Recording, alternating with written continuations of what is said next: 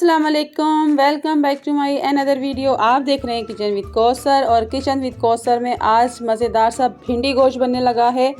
ऐसा भिंडी गोश्त आपने कभी नहीं खाया होगा। ये शोरबे वाला भिंडी गोश्त है। आपने भिंडियाँ तो हर तरह की खाई होंगी, लेकिन शोरबे वाला भिंडी गोश्त आपने कभी नहीं खाया होगा।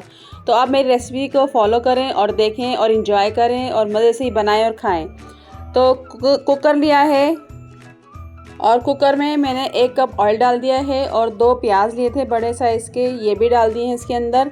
और इसको हम कर लेंगे अब फ्राई। कुकर में इसलिए बना रही हूँ कि बीफ का गोश्त है और वो देर में गलता है और कुकर में बनाने से वो जल्दी गल जाएगा। तो आप प्याज को इस तरह फ्राई कर लें। ये देखें, इतना आपने फ्राई करना है। तो अब इसमें डालेंगे हम कुछ मसाले और गोश्त। तो ये ज़ीरा है 1 टेबल स्पून और मसाले लिए मैंने 4 अदद। सुरख मिर्च पाउडर 1 टेबल स्पून, नमक हस्बे ज़रूरत, हल्दी 1 टीस्पून और धनिया पाउडर 1 टेबल स्पून। तो नमक और मिर्च आप अपने टेस्ट के हिसाब से लें। और ये इसमें डाल दूंगी।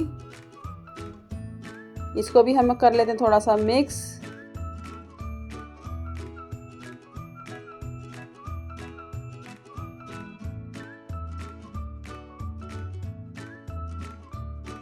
अब इसमें डाल दूंगी मैं गोश्त लिया मैंने 500 ग्राम और 1-2 हड्डी लिए मैंने।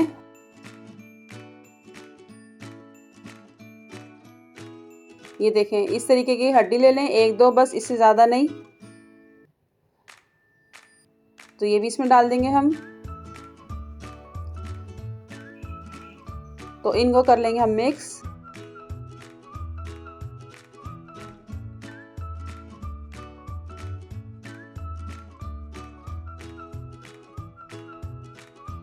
पानी डाल दिया है मैंने इसमें 2 गिलास काफ़ी हैं, ये गल जाएगा बहुत अच्छा सा।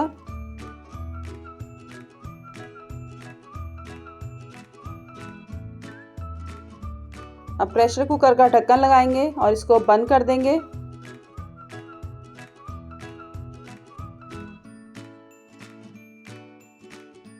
और इसके ऊपर रख देंगे हम वेट जब चल जाएगा तो 20 मिनट हमने इसको टाइम देना है। तो 20 मिनट बाद खोलेंगे हम। और 20 मिनट हो चुके हैं। और भिंडियाँ ली हैं मैंने 300 ग्राम और भिंडियाँ मैंने देखिए इस तरीके से काट ली हैं। और अब मैं आपको दिखाती हूँ कि मैंने कैसे काटी हैं।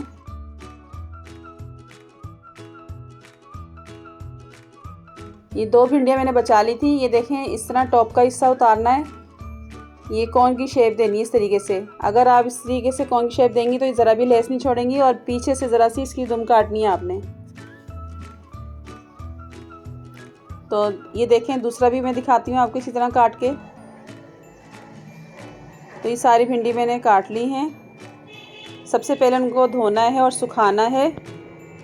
और प्रेशर कुकर मैंने खोल दिया है और देखें कितना अच्छा सा गोश्त गल गया है। हड्डी देखें अलग हो गई गोश्त से। ये गोश्त से हड्डी अलग हो गई, इसका मतलब है बहुत अच्छा सा गल गया है। और ये टमाटर लिए थे मैंने 250 ग्राम, इसकी मैंने पेस्ट बना लिया था। तो ये भी डाल देंगे इसके अंदर। लहसुन लिया है 1 टेबल स्पून भर के। सिर्फ लहसुन लेना है, अदरक नहीं लेना। इनको करेंगे मिक्स और हम कर लेंगे अब भुनाई इसकी। थोड़ा सा पानी हम खुश कर लें। भिंडी हमने अभी नहीं डालनी, पानी खुश करके तो फिर भिंडी डालनी है। और ये देखें, पानी कितना खुश कर लिया है मैंने। थोड़ा सा पानी है इसके अंदर, सिर्फ 1 कप या आधा कप होगा। तो इस पॉइंट पे हम डालेंगे अब भिंडियाँ।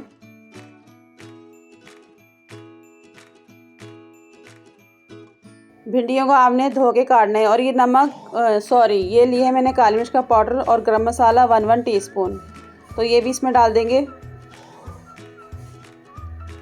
सबसे पहले आपने भिंडियों को धोना है, सुखाना है, फिर उसके बाद आपने इनको काटना है, ठीक है।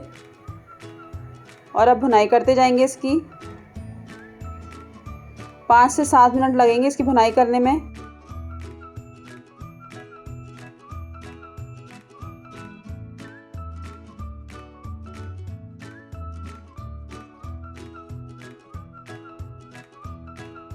और बहुत अच्छी सी भुनाई हो गई है भिंडी गोश्त की। आप एक दफ़ा शोरबे वाला भिंडी गोश्त बना के खाएंगे, आप बार बार खाएंगे। मैं गारंटी के साथ कह रही हूँ, ये बहुत ही मज़ेदार बनता है।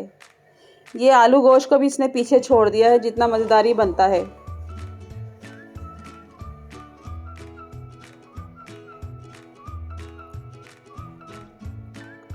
और ये बहुत अच्छी सी भुनाई हो गई है और आप देख सकते हैं कि ऑयल इसने छोड़ दिया है, अलग हो गया है ऑयल।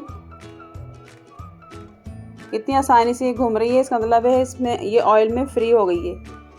तो ये देखें ऑयल छूट गया है। तो इस पॉइंट पे हम डाल देंगे अब पानी। पानी डालना है आपने गरम। ये मैं डाल रही हूँ इसमें 2 गिलास पानी। आप चाहें तो 3 भी कर सकते हैं। शोरबा आप अपनी पसंद का बना लें। अच्छी तरह मिक्स कर लेंगे एक दफ़ा। और ये हरी मिर्चें 4 ली थी, ये काट ली मैंने, 2 हिस्से कर लिए थे इसके।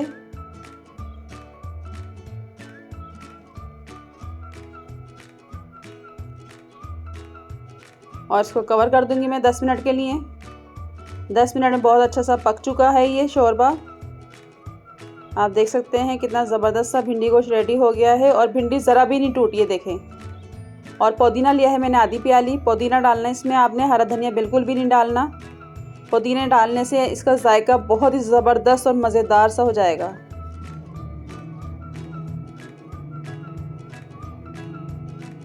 और इसको डिश आउट कर लेते हैं। अब ये रेडी हो गया है और मज़ेदार सा भिंडी गोश्त हमारा रेडी हो गया है। मैंने डिश आउट कर लिया है। आपको मेरी रेसिपी अच्छी लगे तो लाइक शेयर ज़रूर करें। सब्सक्राइब नहीं किया तो सब्सक्राइब ज़रूर कर दें। साथ बेल आइकन के बटन को भी क्लिक कर दें। और मिलते हैं नई रेसिपी के साथ। दुआ में याद रखिएगा। अल्लाह हाफिज़।